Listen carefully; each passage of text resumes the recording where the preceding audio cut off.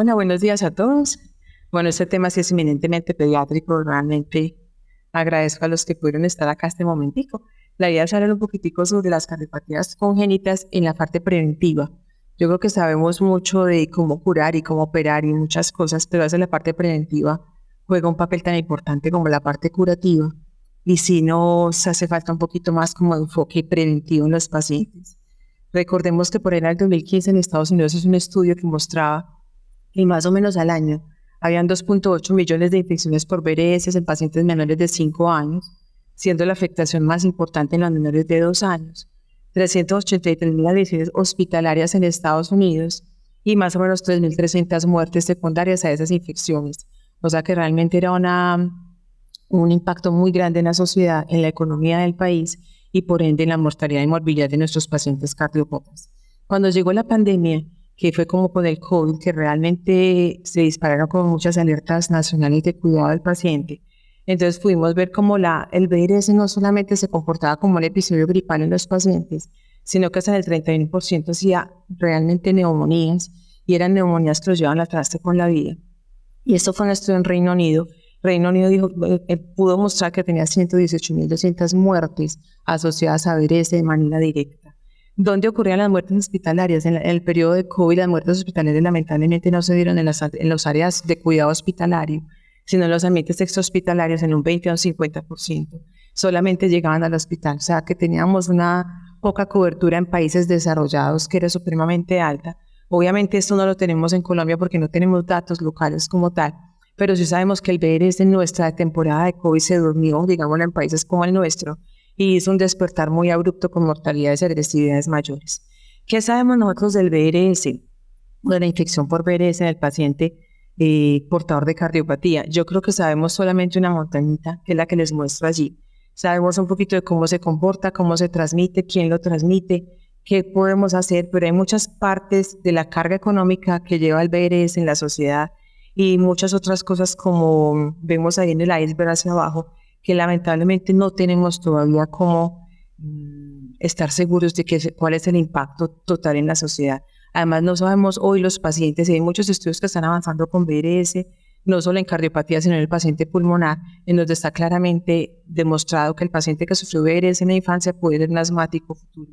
Y no sabemos cuál es el costo de ese asmático futuro para la sociedad. Estados Unidos entre el 2005 y el 2017 hizo un estudio sobre su VRS, países desarrollados económicamente, y demostraba cómo el impacto grande ocurría en los extremos de la vida, los pacientes menores de 1 año y los pacientes mayores de 50 años. Ahí era donde estaba la alta tasa de morbilidad y donde estaba la mortalidad de sus pacientes. Si lo mirábamos en meses, realmente el impacto más grande eran los pacientes más pequeños, o sea, más cercanos como al lactante menor, eran los que tenían mayores impactos. Si lo mirábamos en los adultos, pues obviamente era un poquito más variable, pero entre más edad se tuviera, pues más impacto se tenía. 80-89 años fue como más o menos la edad en la que el impacto fue muchísimo mayor. ¿Cuáles son los factores asociados a la enfermedad y a la gravedad del VRS? Hay muchísimos. Aquí vemos muchísimos. La exposición, el tipo de patógeno, qué tan expuesto está, el patógeno como tal. Sabemos que hay varios subtipos de VRS y no todos se comportan igual. El mecanismo inmune del paciente. Sabemos que nuestros pacientes muchos tienen patologías asociadas, síndrome de Down, síndrome de George, inmunodeficiencias adquiridas o congénitas. La vía aérea, muy estudiada sobre todo en el paciente que es pulmonar per se, o sea que fue prematuro, fue cardiópata y fuera de eso estuvo pegado a oxígeno mucho tiempo. Esos pacientes tienen vías aéreas diferentes y aquí también empiezan a haber estudios grandes con el paciente portador de síndrome de Down, que está claramente establecido las diferencias anatómicas del paciente portador de Down, cómo lo llevan a sufrir infecciones más severas y a defenderse de una manera menos ágil, digámoslo, para estas infecciones. Las malasias de muchos de nuestros pacientes, como les decía, el síndrome de Down con su debilidad muscular y pues el ser portador de cardiopatía. También se abre ahí una esfera grande en el paciente portador de enfermedad neurológica, portador de enfermedad pulmonar, portador de inmunodeficiencias y ahí se corren de muchas maneras. Entonces, ¿qué factores de riesgo conocemos y tenemos, digamos, más claramente visualizados? El ser prematuro es un factor de riesgo. El tener un nacimiento múltiple, o sea, hacer embarazos gemelares. El tener una cardiopatía, el tener una inmunodeficiencia. Para nosotros, ¿en qué aplica la inmunodeficiencia? En el trasplante. El trasplante es una inmunodeficiencia adquirida en la población pediátrica. El paciente que es portador de fibrosis quística o hipertensión o hemorragia o síndrome de inmunodeficiencia adquiridos, el haber nacido con un bajo peso al nacer, así no sea prematuro, el ser de clases socioeconómicas bajas, y el ser hombre o el ser de raza blanca o indígena. Y desde el punto de vista social, el nivel de educación materna está supremamente ligado y es una cosa muy bonita cuando uno lo mira, las mamás que tienen un nivel de escolaridad bachiller o que lograron llegar a estudios universitarios tienen hijos que se enferman menos. Al parecer es una asociación netamente ligada al cuidado social que se genera en el hogar, pero está claramente establecido que las mamás que son de estratos socioeconómicos bajos, con bajos niveles socioeconómicos de estudio como tal, son pacientes que se enferman un poco más y son más agresivos.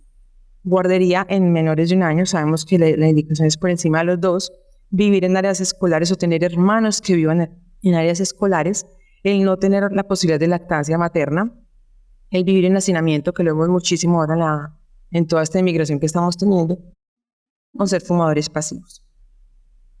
También aparecen otros factores de riesgo importantes para nosotros en cardiología, que es el vivir en alturas. Colombia es un país como de microambientes dentro de un solo ambiente gigante que se llama Colombia. Pero si nos paramos en Nariño, estamos a más de 2.500 metros sobre el nivel del mar. Pero si nos paramos en la costa, estamos a menos de 1.500. Entonces, cada microambiente genera sus propios, digamos, desencadenantes. Y el vivir en altura por encima de 1.500 está supremamente demostrado que aumenta la tasa de enfermedad, y no solamente la tasa de enfermedad, sino la mortalidad y la morbilidad asociada a esto. Como sabemos, la forma más frecuente de diseminación del virus sincitial respiratorio, yo creo que la conocemos, como cualquier otro fenómeno viral, lo aprendimos muchísimo con el COVID.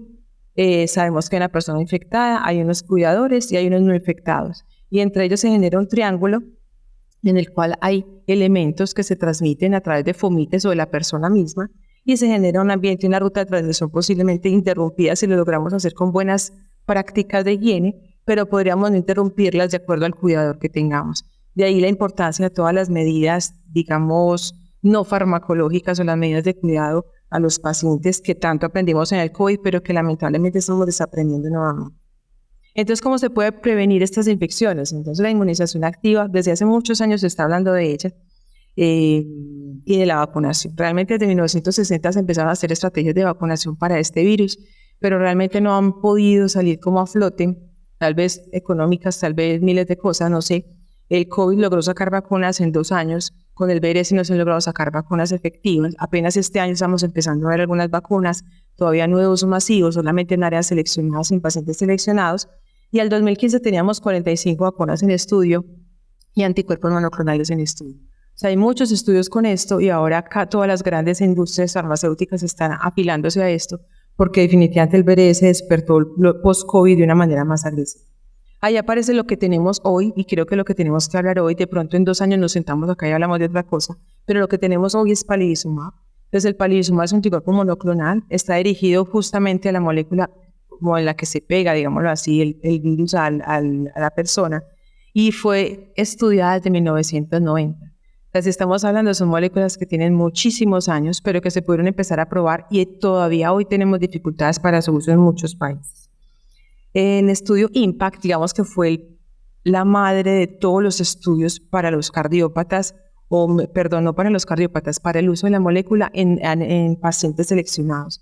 El estudio IMPACT cogió 1.500 prematuros de estos países, Inglaterra, Estados Unidos, Canadá, y fue un estudio multicéntrico en donde utilizaban el palivizumab a la dosis que utilizamos todavía, 15 por kilo cada mes por 5 dosis, y ellos lograron demostrar en varios grupos etarios, prematuro tardío, prematuro real y el displásico broncopulmonar, cómo definitivamente esto podía impactar en la morbilidad, mortalidad del paciente, y por ende ellos hicieron un análisis económico en la economía de los países, porque realmente esto se mide en muerte y se mide en plata, lamentablemente, pero así se hacía. Entonces, ¿cómo lograron demostrar ellos? 55% de tasas de admisión hospitalaria disminuyeron, 59% para pacientes con enfermedad pulmonar crónica, 47% para los enfermos, los prematuritos, digamos, más extremos, 32% para abajo, y 80% en los prematuros tardíos.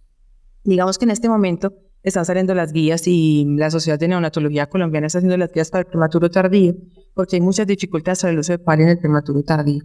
Se dice que no se necesita tanto como en el prematuro extremo, pero si uno va y mira la literatura, Pues obviamente yo no soy epidemióloga, pero lo que uno logra mirar, uno no entiende por qué la diferencia cuando el impacto realmente es el mismo en ambas sociedades. Este estudio también demostró cómo los días de estancia hospitalaria no solo era la estancia como tal, era el uso de oxígeno en el paciente, ya no tenía que irse con oxígeno para la casa, los días de infección moderada severa que necesitaban terapia respiratoria y el ingreso a cuidado intensivo. La FDA en el 1998 aceptó la molécula para ser usada y es una molécula que, aunque es muy vieja, tenemos muchas dificultades nacionales y mundiales para su uso. De esa manera empezaron a salir miles de estudios y no entendíamos por qué los cardiópatas no estaban acobijados como en esa primera intención de la FDA. Y fue en el 2003 donde el libro rojo que todos usamos y que todavía se usa, dijo, definitivamente los cardiópatas son un grupo especial, los menores de 6 meses deben ser vacunados en las épocas de invierno. Eso aplicaba para países que tenían dinero, básicamente porque los países del centro, muchos de los países del centro no son estables económicamente, entonces la molécula no se empezó a usar desde tan vieja data, y tenían una indicación muy clara y era niños con cardiopatía cianótica o acianótica que tuviera significancia hemodinámica. Digamos que estas primeras recomendaciones del libro rojo fueron los que abrieron como la puerta para el uso de esta molécula y prevención en los pacientes con cardiopatía. De ahí se derivan un montón de estudios del consenso europeo. Dijo, entonces utilicémoslo, sí, miremos 2 años después, utilicemos a nuestros pacientes, los que tengan flujo pulmonar aumentado, los que sean cianóticos, los que tengan algún problema venoso pulmonar, los que tengan hipertensión pulmonar, los que no sean cardiópatas horribles, pero que tengan algún problema pulmonar asociado, o los que no estén corregidos con cardiopatías complejas. Y definitivamente no lo usemos en las cardiopatías simples. Digamos que hoy, ¿qué queda de esto? Los que no se benefician son prácticamente los mismos al día de hoy, pero los que se benefician realmente es un abanico que ha ido creciendo. Entonces el consenso básicamente que dijo, utilicémoslos en este grupo de pacientes, básicamente quedan los que tienen repercusión hemodinámica, los hipertensos pulmonares y los que tenían alguna alteración del miocardio como tal, cardiomiopatía, pero que a su vez requirieran medicación o tuvieran un impacto hemodinámico. Si tenían, digamos, una cardiopatía hipertrófica, pero no había medicación y el paciente la llevaba bien, pues no tenía la necesidad. Y poco a poco se fueron como abriendo las puertas. En el 2009 la Academia de Pediatría sacó estas recomendaciones y se amplió su rango hasta los 2 años. Digamos que fue como la primera recomendación en donde se amplió de 6 meses a 1 año y luego a 2. Y la Academia dijo, deben ser pacientes con cardiopatía hemodinámica significativa, cianótica o acianótica, que cursen con falla cardíaca congestiva, con hipertensión pulmonar o que tengan alguna enfermedad cardíaca cianótica. Ahí hubo un error como en la literatura, dices, porque es una foto textual del libro y pusieron hipotensión, pero ahora te lo contrario es hipertensión. Luego, y creo que lo que le abrió las puertas a todos los cuidados y las estrategias de cuidado en los pacientes con cardiopatía fue esto. El doctor Medrano es un cardiólogo pediatra que es el presidente de la Sociedad de Cardiología de España. Él reunió 55 expertos de su región y generó un cuestionario que es bastante engorroso, supremamente largo, pero generó unas preguntas muy específicas en qué pacientes se debería utilizar y cómo lo debería utilizar en la medida de tratar de unificar a todo un país que es muy similar a nosotros en número de personas, tratar de unificarlos a todos para que todos utilicen la molécula de la mejor manera, para que fuera más económico para el país y por ende tuviera un impacto significativo en las personas. Unánimemente que se dijo, tenemos que seguir haciendo lo que sabemos hacer. Lavarnos bien las manos, evitar el contacto con hermanos de riesgo, que son aquellos escolares que van al colegio y conviven con los abuelos y los menores de 2 años, usar pañitos desechables, o sea, no usar pañuelos de tela, lavado de manos de profesionales previo, post y todas las 5 etapas que tanto nos enseñan aquel comité de infecciones, y todas las acciones educativas, tanto para el personal sanitario como para el personal de la familia, al momento de tener una infección en el lugar. Él concluyó algo que es muy, digámoslo, como muy pragmático. Él sacó básicamente 5 grupos poblacionales, casi 6. El sexto es un poquitico, digamos que fuera de rangos, pero ellos lo pueden hacer. Tal vez no todos los países podemos hacerlo. Entonces él dijo, listo, unifiquemos esto en 2 años, utilicémoslo en estos pacientes, el que está no corregido, el que tiene una corrección paliativa, o sea, el que tiene una fístula VT, el que está cerclado, que tiene un blend, cualquier cosa de estas, el que tiene una lesión residual que es importante, hemodinámicamente, el que tiene algún antecedente de complicación pulmonar grave o el que está en un postoperatorio inmediato que todavía siga mostrando falla cardíaca. Este era el grupo como madre, digámoslo así, de su estudio. El hipertenso pulmonar, el que tuviera miocardiopatía con las mismas premisas, Cuando hablamos de arritmias ya se nos complicaba un poquito porque no era muy claro qué tipo de arritmias. Y yo puedo tener una arritmia que es recurrente y que es severa sin que necesariamente sea una arritmia que me dilate mi corazón y me lleve a tomar medicación para falla cardíaca. Sí, para arritmia, pero no para falla. Entonces ahí empezaron a ver un poquito como de sombras, digámoslo así. Todo paciente con arritmia recurrente lo puede inmunizar de una forma fácil. Digamos que nosotros no podemos hacer eso tan sencillo. El niño trasplantado menor de 2 años que estuviera esperando para su trasplante o estuviera post-trasplante menor de 2 años, y estos factores asociados que realmente son una, digamos que off-label al día de hoy, pero que que cada vez se empiezan a utilizar un poquito más. El Down, el DIGEOS y algunas inmunodeficiencias como tal. Pero pasó una cosa contradictoria, que 4 años después la Academia Americana de Pediatría cambió las premisas y se bajó a 1 año. Entonces dijo, no utilicemos el palivizumab en 2 años, sino bajémoslo a 1 año y vamos a ver cómo es el impacto. Con eso se logró ver cómo la mortalidad directamente se disparó para los años del 14 al 19 y lograron devolverse, digamos, la estrategia. En el 2015 empezaron a aparecer otros países que trataron también de diezmar su impacto. Apareció Argentina con su grupo de neonatología. Realmente hay que agradecer, los neonatólogos son los que han llevado esto adelante, así seamos nosotros los cardiólogos que tratamos los pacientes hasta los 2 años y los neonatólogos hasta el mes. Los neonatólogos son los que han hecho los protocolos para cardiología en muchos de los países. Entonces estos neonatólogos se juntaron, ellos tienen muy claramente establecidas sus épocas y sus virus. El azul oscuro es el virus del respiratorio, los demás son una locura de virus, pero tenían muy claro establecido cuál era su periodo durante el año. Entonces cuando tenían los 5 meses efectivos para inmunizar a sus pacientes y lo hacían cada año. Ellos utilizaban la estrategia de 1 año como época de corte. Ellos, recordemos que la salud de Argentina es diferente. La salud de Argentina simplemente es como una bolsita en la que se va gastando mes a mes cada paciente. Entonces hay una bolsita de plata y se tiene que llegar a diciembre con platica para lo que pase, pero es una bolsa en la que se va gastando. No cada paciente tiene su salud, digámoslo así, sino que es una salud del Estado. Entonces hay un cardiólogo que se encarga de llamar a los pacientes, los inmuniza, los devuelve y un cardiólogo escoge cuáles son las prioridades para operar y así funciona esa salud.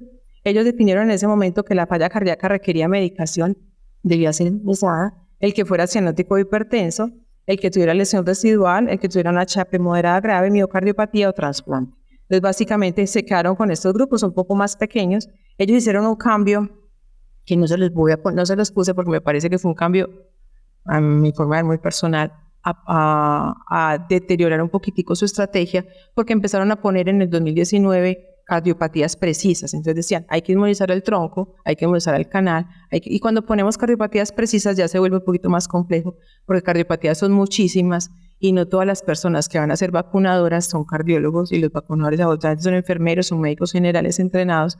Entonces era como complicarle un poquitico la forma de ver esto a cada una de los centros vacunadores.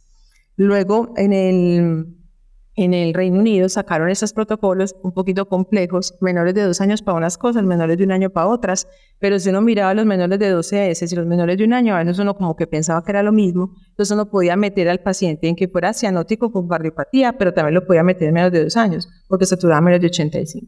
Entonces eran protocolos que fueron buenos para sus países, pero que no fueron suficientemente claros para aplicación mundial. Luego aparece entonces de Canadá e Italia, hicieron un estudio multicéntrico donde trataron de mostrar el impacto de estas sociedades y empezaron a meter al paciente portador de síndrome de Down.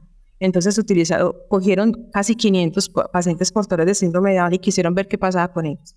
El estudio fue muy bonito porque ellos cogieron los prematuros, eran el grupo 1, y los no prematuros, el grupo 2. Los no prematuros eran los pacientes con enfermedad inmunológica, con enfermedad cardíaca, con síndrome de Down, con enfermedad neurológica, y ellos lograron demostrar cómo inmunizaban también a esos prematuros que no se enfermaban ni se morían, pero cómo inmunizaban tan mal al grupo 2 que se les estaban muriendo. Entonces ellos vieron cómo el grupo 2 tenía una alta tasa de enfermedad, y eran los niños que tenían desórdenes neuromusculares, anomalías de la vía aérea, displasia broncopulmonar o tenían una cardiopatía.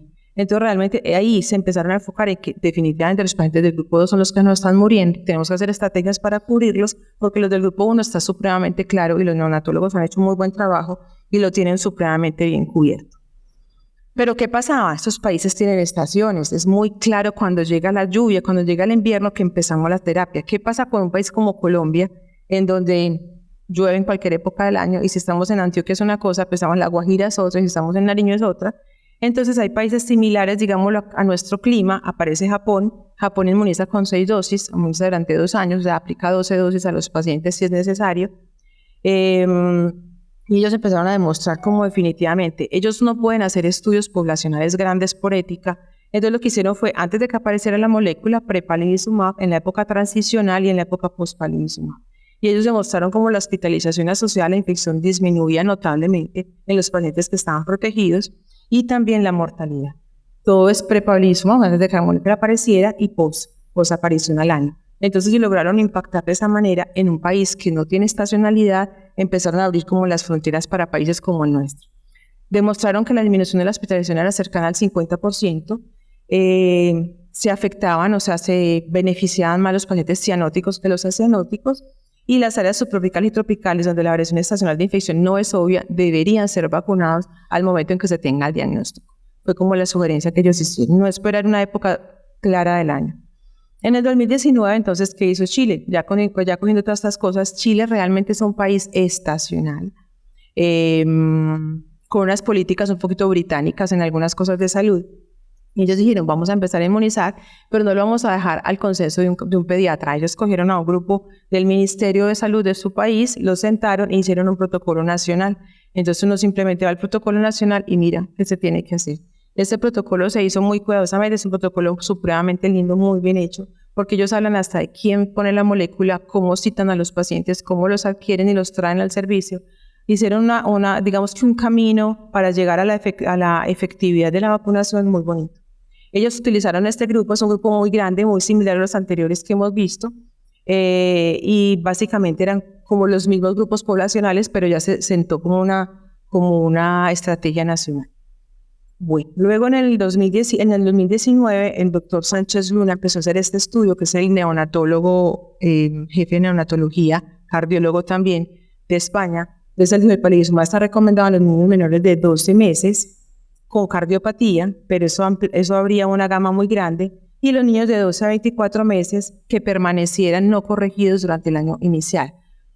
Nosotros, para poder llegar a Colombia, entonces, ¿qué dijimos? Bueno, tenemos que centrarnos un poquito en nuestro país, en la economía de nuestro país. Nosotros contamos, y haciendo más o menos un rastreo por todos los centros cardiovasculares, al año de vida, más o menos el 80% de nuestros cardiópatas con cardiopatía hemodinámica significativa están corregidos. O sea, si yo lo alargo a 2 años, en el segundo año solamente voy a inmunizar el 20% de los pacientes que inmunicé el primer año. O sea que realmente costo efectivo era más beneficioso que costoso. Entonces nos reunimos y en septiembre del 2022 empezamos a hacer como las reuniones nacionales.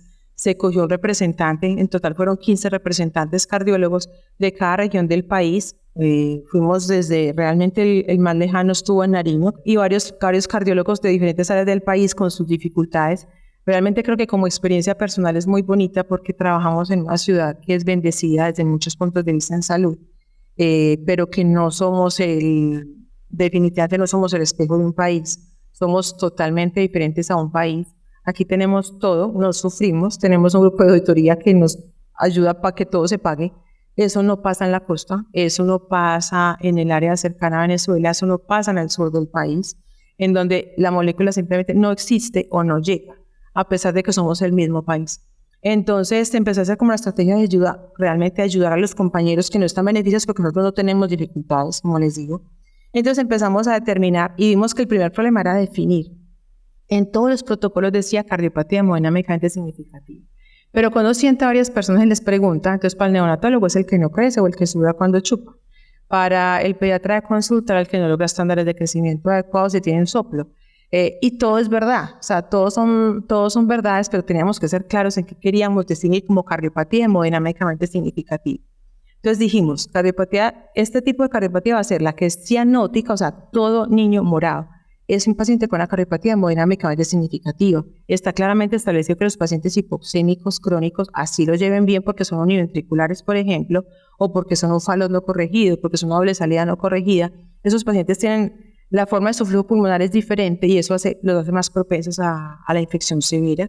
Entonces, todos los pacientes cianóticos, ahí hay un grupo grande, cirugía paliativa, correctivo, intervención hemodinámica, bueno. Y otro grupo grande eran los pacientes no cianóticos que tenían este tipo, O cirugía paliativa, o sea, por ejemplo, el paciente que tiene una sello grandota y está paliado, que tiene una cerclaje pulmonar, por decir algo, el que tiene una cirugía correctiva, pero que siguiera con cardiopatía o que siguiera necesitando terapias médicas para manejo de falla cardíaca.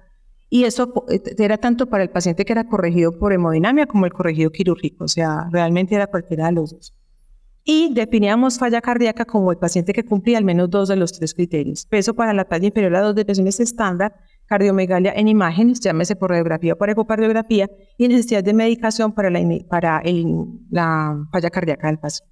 Entonces, digamos que ahí pusimos o tratamos de aclarar que si cualquier persona iba a utilizar la molécula, simplemente mirara, es una cirugía paliativa, lo necesita, está morado, lo necesita, no cree si fuera de eso tiene cardiomegalia, lo necesita, que fuera un poquitico más fácil.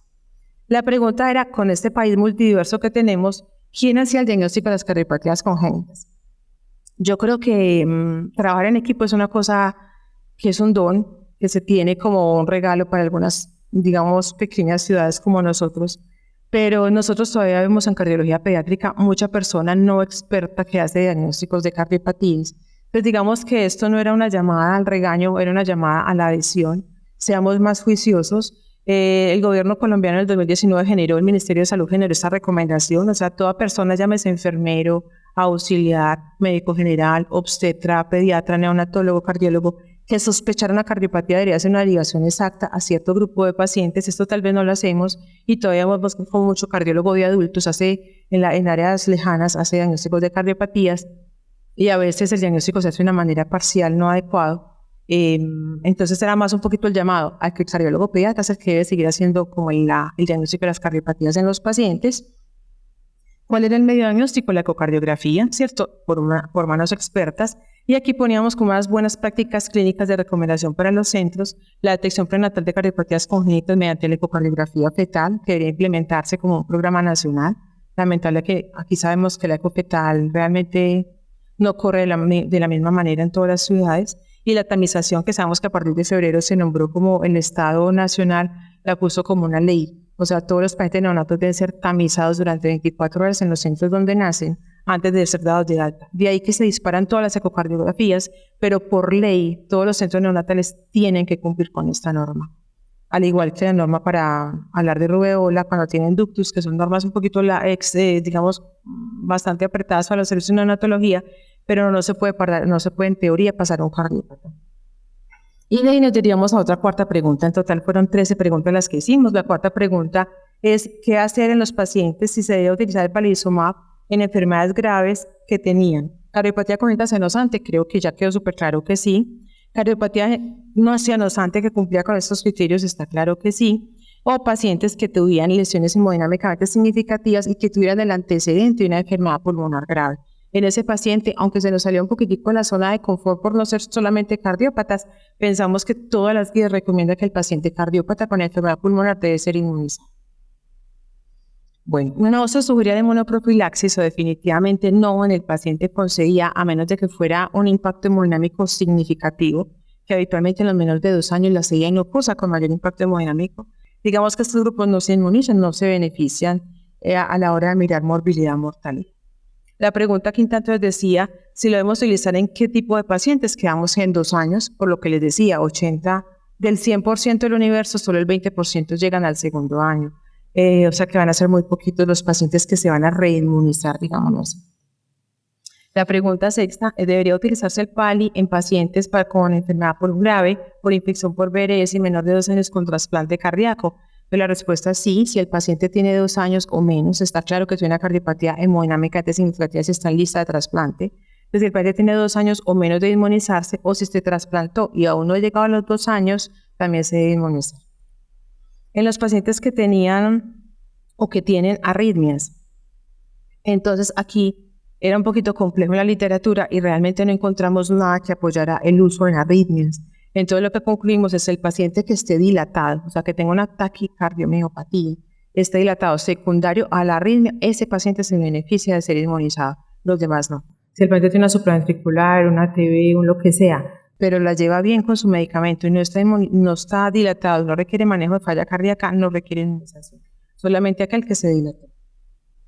La pregunta 8 sí me preguntaron un montón de renglones, pero se desglosaba ella misma solita. Entonces, ¿en quién vamos a utilizar la sexta dosis? Pues la sexta dosis o la dosis adicional en el paciente que se mete a cirugía extracorpórea. Pues lo metimos a cirugía extracorpórea, vamos a utilizar una dosis extra, que es la 8.1, que va a ser la igualita, 15 miligramos por kilo. Vamos a utilizarla cuando el paciente esté clínicamente estable, o sea, que ya no esté invadido, que no esté con inotrópicos, que esté fuera del servicio de cuidado intensivo.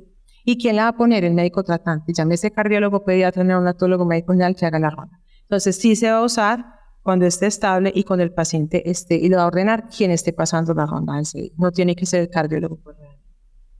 La 9, en países con estacionalidad, ¿qué vamos a hacer? Nada. Diagnóstico de cardiopatía se inmuniza. Independiente de si estamos en enero, en marzo o en diciembre. Se inmuniza el paciente con la misma dosis y se hace una secuencia de 5 dosis. ¿Qué se debe tener presente? Si el paciente se va a inmunizar el segundo año, pues debe pasar un año del anterior. O sea, si yo empecé a inmunizar enero, febrero, marzo, abril, mayo, no voy a volver a empezar a inmunizar en noviembre. No, voy a empezar a inmunizar en enero. ¿Sí? O sea, que pase el año del ciclo anterior para volver a inmunizar en ese 20% de pacientes. ¿Qué es lo recomendable en pacientes que cuando están hospitalizados y están recibiendo el palivizumab? Usted debe continuar la estrategia si está hospitalizado por una causa diferente. O sea, el paciente viene con sus ciclos de palivizumab, como llegamos acá, tiene una CIV, pero le dio cualquier cosa, una enfermedad diarreica, y lo hospitalizamos. No debemos cortar el ciclo del BRS. Recordemos que el palivizumab alcanza niveles séricos cada 28 días. El hecho de quitar una sola dosis hace que los niveles casi que se barran. Y con la quinta dosis yo logro el 94% de protección. Si no logro ese 94% de protección, realmente no sirve para nada y lo que hice fue perder las dosis anteriores. El paciente lo tengo hospitalizado porque tiene cualquier otra causa, no BRS, ese paciente debo seguir con la inmovilización hospitalaria de otra causa. Pero si el paciente no estaba siendo inmunizado de forma ambulatoria y lo tengo hospitalizado, empiezo el esquema. La idea de empezar el esquema es 7 días antes, no empezar un mes antes. No. Yo le voy a dar el alta y lo tengo prevista el alta del paciente. Ahí debo empezar el palivizumab para que el paciente tenga el suficiente tiempo, o sea, casi 4 semanas para hacer la tramitología ambulatoria. ¿Cómo y cuándo continúa el paciente cardiópata que se infectó? La idea es pararlo. O sea, si el paciente se hospitalizó por un VRS positivo, hasta ahí llegamos con la inmunización. Reevaluaremos si se empieza un esquema nuevo el próximo año, se individualizará al paciente, pero realmente digamos que el sufrir la enfermedad le da protección por varios meses y pues no somos un país rico para curar que sufra la infección, fuera de eso lo vamos a inmunizar. ¿No? Recordemos que la molécula de 100 miligramos cuesta 2.400.000, o sea que inmunizar al paciente cuesta bastante porque son 5 dosis. ¿Son recomendables los programas de cuidado en casa? Sí, definitivamente. Yo creo que la estrategia que está haciendo hoy la casa farmacéutica, que es AstraZeneca, lo está haciendo supremamente bien porque ellos están, obviamente les beneficia que más pacientes se inmunicen, pero ellos van por el paciente a la casa, los llevan al centro hospitalario, lo vacunan, lo vuelven a la casa y quedan tranquilos. Se aplicó la dosis, se le cubre al sistema de salud y el paciente va a estar protegido. Entonces, digamos que es un beneficio común entre las casas farmacéuticas y nosotros, los cardiólogos. Entonces, digamos que son programas que se deberían instaurar y que se van a tratar de instaurar en todas las áreas del país. De esa manera salió pues como el consenso a flote y eso fue como lo que quisimos mostrarle y ya terminamos. Realmente este es un tema muy de cardiología de adultos, pero es bonito el aprender a trabajar en equipo y el ver cómo somos realmente. O sea, uno no logra dimensionar cómo trabaja un compañero que está en Villavicencio, por decir algo. Es otra medicina, es otras estrategias, las máquinas son obsoletas, para nosotros serían obsoletas, es una cardiología diferente. Entonces es bonito cuando uno logra ver que somos favorecidos. Muchas gracias.